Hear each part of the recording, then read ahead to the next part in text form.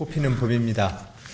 봄만 되면 늘 느낍니다. 왜 꽃을 피려고 겨울 내내 벼르고 있었던 것처럼 모든 아이들이 찬바람 속에서도 뚫고 나와서 꽃 먼저 피우는 거 보면은 우리가 생각하는 일련의 결실과는 봄, 여름 이렇게 성장해서 가을에 결실을 맺는다 이렇게 얘기되는데, 자연의 큰 흐름으로 보면 아마 출발은 겨울인 모양입니다.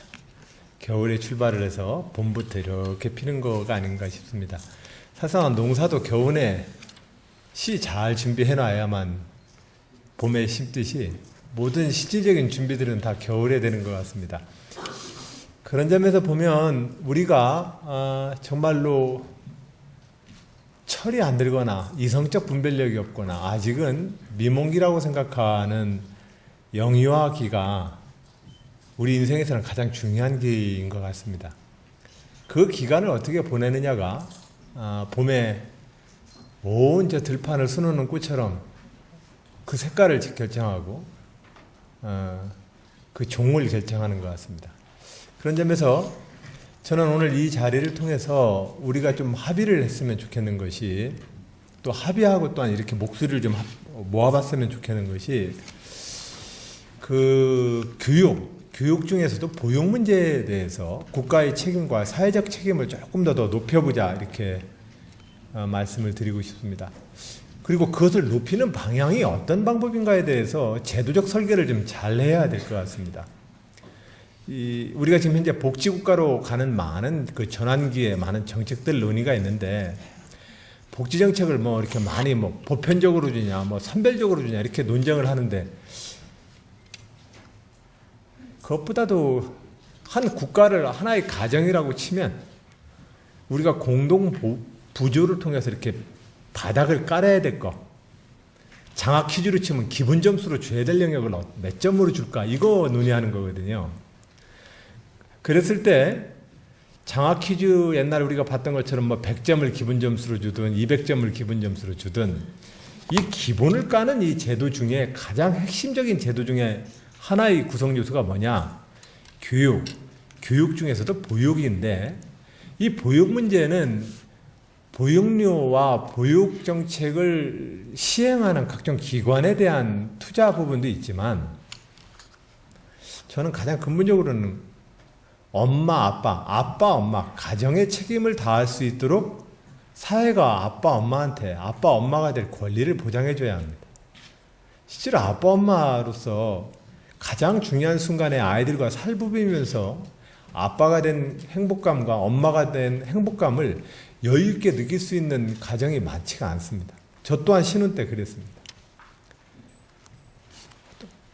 아이와 행복하게 살기 위해서 일하는 건데 나중에는 이 일을 하기 위해서 아이를 맡겨야 되는, 이 속에서 저는 아빠로서의 행복할 수 있는 권리를 못 누렸습니다. 당신이 아빠로서 자격이 부족했기 때문에 그렇다라고 저에게 책임을 물을 수도 있고, 저 또한 그 책임을 회피할 생각 없습니다. 아빠로서 충분히 훈련받지 않았다는 사실에 대해서 저도 또한 회피할 생각은 없는데, 하여튼 우리가 말하는 이 보육정책의 가장 근본은 아빠, 엄마가 행복한 자기 권리를, 아빠, 엄마로서의 권리를 행사하고 누릴 수 있는 사회적 여건과 틀을 만들어줘야 합니다. 저는 그런 점에서 이 정책은 국가 경제 발전 전략의 가장 전의 핵심이라고 생각을 합니다. 겨우내 어떻게 보냈느냐가 이 봄꽃을 결정하듯이, 이 보육과 영유아기 때의 어떤 국민이 어떻게 그 기간 동안 자기가 잠재되었느냐가 대한민국의 10년, 20년 뒤를 결정할 것이기 때문에 그렇습니다. 그런 점에서 저는 박근혜 대통령께서 말씀하시는 창조 경제도, 또 21세기 국가 경제 성장 전략도 당장 바투보고 몇 년 사이에 무슨 경제정책을 하려고 노력하시기보다는 한 10년만 내다보고 저는 보육정책에 국가적인 역량을 좀 모으자고 제안하고 싶습니다. 그리고 그 보육정책의 역량을 모으는 순서에 있어서 저는 첫 번째로 가정과 아빠, 엄마가 제 역할을 다할 수 있는 여건을 만들어주자라고 하는 것이고, 지금 현재로서는 3년치의 일반적인 그 양육 휴가를 얻을 수 있지만 그 양육 휴가가 가지고 있는 경력의 단절 그리고 경제적인 지원의 한계 때문에 아빠와 엄마가 또 가정이 제 역할을 하기가 매우 어렵습니다. 그런데 이 부분을 어떻게 사회적으로 잘 보강할지에 대한 고민이 저는 첫 번째로 들어가야 된다고 보고, 두 번째로는 보육시설이 현재로서는 보육과 교육을 담당할 수 있는 각종 제도와 시설에 대해서 국가적인 저는 재원 계획과 투자 계획이 마련되어야 된다고 생각합니다. 도에서는 어린이집의 평가 인증을 늘리기 위해서 차액 보육료를 부분 지원을 하거나, 아니면 어린이집 선생님들의 이 수당을 좀 보조해드리거나 하는 사업을 통해서 한 200억 원가량을 쓰고 있습니다만, 지방 재정으로는 버겁습니다. 더 이상 그걸 늘려낼 수가 없습니다. 지방 재정은 현재로서는 아주 빠듯한 월급 봉투를 가지고 살아야 되는 살림입니다. 국가처럼 국민들과 상의를 해서 새로운 세목을 만들거나 새로운 세율을 조정해낼 수 있는 권한이 지방정부에게는 하나도 없기 때문에 그렇습니다. 그래서 도지사가 어떻게 바뀐다 할지라도 그 도지사가 쓸 수 있는 것이라고 하는 것은 수입이 뻔한 집에서 어머님한테 고관여세 물려받는 정도의 차이밖에 없습니다. 새로운 수입 근거가 없습니다.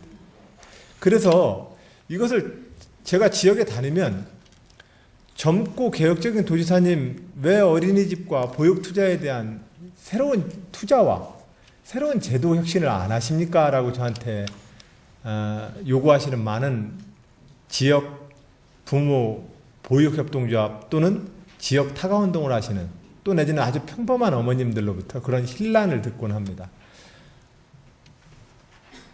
거기에 대해서 제가 어떻게 답을 해야 될지 참 난감합니다. 이만저만한 노력을 하고 있어요 라고 얘기하지만, 그 노력이라고 하는 것은 사실상은 현실적으로 우리가 생각하고 있는 좋은 보육제도의 여건을 못 만들고 있습니다. 그러나 제가 거듭 말씀드리지만, 보육의 문제와 교육의 문제에 있어서 가정의 책임은 제가 볼 때는 50%는 있습니다. 이것을 국가와 이웃 사회가 다 할 수 없습니다. 아이에게는 엄마 아빠가 필요합니다. 그렇기 때문에 아빠 엄마와 가정을 다 제껴두고 보육제도로 뭔가 다 해줄 것처럼 얘기하는 것도 제가 볼 때는 좀 잘못된 관점입니다. 가정이 아빠와 엄마가 제 기능을 할 수 있도록 사회적인 여건과 제도를 지원해야 합니다. 그렇기 때문에 이러한 것들을 좀 모아서 좀 국가를 운영하시는 분들께 좀 제안하고 싶은 겁니다. 제가 도지사로서 지방정부의 책임자로서 지난 4년 동안 이만저만 현장에서 마음을 끓여봤지만, 제 마음과 정성만 가지고는 안 되는 문제가 있습니다. 대한민국 국가 지도자 여러분 좀 주목해 주십시오라고 이야기하고 싶은 겁니다. 그래서 지지난주에는 제가 균형발전 들어보셨죠? 수도권 규제 이런 정책도 들어보셨죠? 박정희 대통령 때부터 수도권 규제 정책을 다 했는데, 지금에 와가지고 이제 그 수도권 규제라고 하는 모기장이 구멍이 다 뚫려가지고 의미가 없을 정도로 아주 그냥 엉망이 되어 있습니다. 수도권 규제 정책이. 수도권 규제 정책을 왜 했습니까? 국가가 국토 어디에 살던 국민들이 공정한 기회를 가질 수 있는 땅이자라고 하는 그런 믿음 때문에 우리는 수도권 규제를 했는데, 수도권 규제는 규제대로 다 풀리고 국가 균형 발전에 대한 전략을 아무도 고민을 안 하는 상태가 되니, 이 상태에서 도지사로서 저 기업 몇 개 더 유치해왔어라고 자랑하는 것은 제가 볼 때는 영 양이 안 찼습니다. 그건 실질적인 변화가 아닙니다. 왜냐하면 우리 지역 내에 기업은 유치해 있지만 주민 수가, 또 거기에서 생산되는 생산액이 지역 경제로 돌아가지 않는다는 걸 잘 알지 않습니까? 우리는 공장 굴뚝을 유치하고 싶은 게 아니라 지역 주민과 새로운 마을을 만들고 싶은 겁니다.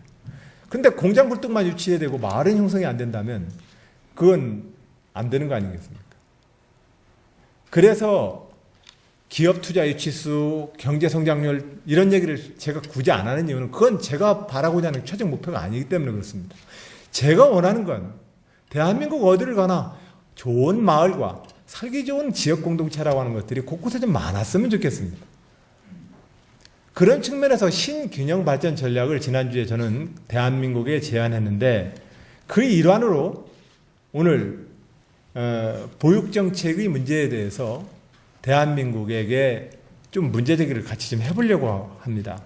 그런 측면에서 오늘 안정선 원장님께서 이 내용을 그동안 쭉 정리를 하시고 고민을 함께 해주셨고 오늘 발제해 주시는 선생님들께서도 이러한 우리 도의 현장에서의 고민을 좀 더 국민과 대한민국 국가적 정책으로 제안하기 위한 좋은 말씀을 주실 것이라 생각을 합니다. 그런 점에서 오늘 자리가 저는 매우 뜻깊다고 생각을 합니다. 우리가 의견을 한번 좀 모아보죠. 그래서 좋은 보육정책이 뭔가 한번 참 틀을 잡고 그 틀 내에서 정책의 줄거리를 잡아서 대한민국의 주권자로서 국가운영 지도자들에게 요구를 정확하게 해주시기 바랍니다. 그리고 그 요구는 크게 두 가지로 좀 저는 크게 나누자는 말씀을 드립니다. 국가의 보육정책과 공교육정책만 가지고는 안 되는, 정말로 본질적으로 안 되는 가정과 아빠, 엄마의 역할이 있습니다. 이 부분을 우리가 흔히들 간과하기 쉬운데 저는 이 부분을 절대로 빼놔서는 안 된다고 생각을 합니다. 근데 아빠, 엄마로서 권리와 의무를 행사할 만한 여유를 우리 사회는 주고 있지 않습니다. 그런 점에서 국가적인 제도가 좀 필요하고 그리고 또한 명실상부한 공교육으로서의 보육정책에 대한 가장 과감한 투자가 필요합니다. 저는 이런 생각이 현장을 다니면서 들었습니다. 제가 정말로 국가정책에 대해서 영향력을 행사할 수 있는 힘이 있다면 교육 투자에 대한 가장 핵심을 저는 보육정책에다가 둬야 되겠다라고 결심을 하게 되었습니다. 가장 최고의 대우를 보육 현장의 교사님께 드릴 것이며 가장 좋은 교육과 훈련의 기회를 보육과 초등교육 과정의 선생님들께 저는 드릴 것이고 가장 좋은 조건의 제도와 시설 투자를 가장 우선적으로 보육과 초등교육에 저는 넣을 거라고 그렇게 스스로에게 다짐을 하곤 했습니다.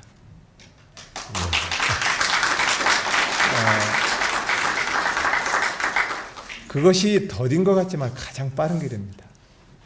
그것이 10년만 지나면 됩니다. 그것이 10년만 지나면 아이들이 개성껏 5천만 명의 인구가 창조경제 하지 말래도 다 할 겁니다. 왜냐하면 누구랑 비교해서 열등감에 사로잡힌 인생이 아니 될 것이고 나는 나답게 행복하게 인생을 살다면 그것 자체가 창조입니다.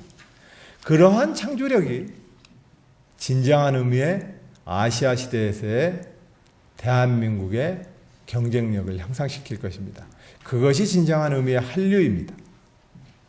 그런 점에서 우리가 이 보육과 교육을 가장 적극적이면서 능동적인 국가 발전 전략으로 이 교육과 보육 사업을 우리가 생각해 보자. 저는 그렇게 문제제기를 좀 하고 싶은 겁니다. 그걸 통해서 이제 더 구체적으로 그 다음 단계로 들어가면 어떠한 보육제도냐. 현재의 제도와 보육 수요자와 보육 공급자들은 어떠한 제도적인 좀 더 좋은 설계와 또 어떠한 보육교사에 대한 인증제도와 보육교사에 대한 훈련제도를 우리는 둘 것이며 그들에 대한 대우를 어떻게 할 것이냐에 대한 제도 설계가 그 다음 단계로 더 이제 들어가 줘야 합니다. 그래서 지금 부분적으로 보면은 여러 가지의 아주 작은 문제들이 늘 단편적으로 나옵니다. 아이들의 통학과정에서의 교통안전 문제, 아이들의 급식에서의 급식보건 문제, 시설에 대한 문제, 뭐 다양한 아주 지역적인 문제들이 이렇게 계속 와서 사회적인 이슈가 되는데 저는 이 틀 내에서 우리가 보육제도를 국가가 확실히 몇 개년 계획을 세워서라도 우리가 이것을 국가의 주요 정책으로 보육 정책을 펴겠다는 강력한 의지가 저는 꼭 좀 촉구되어지고 그 대안으로서 현재 있는 어린이집과 민간시설과 가정과 공공과 법인으로 운영되어지는 각종 보육 공급 체제를 어떻게 정비할 것이며 그 정비와 함께 보육시설에 종사하시는 우리 선생님들의 교육과 훈련 계획을 어떻게 될 것인가까지 계획을 좀 짜서 저는 국가한테 제안하고 싶은 겁니다. 오늘 그러한 제안의 첫 번째 오늘 토론회 장입니다.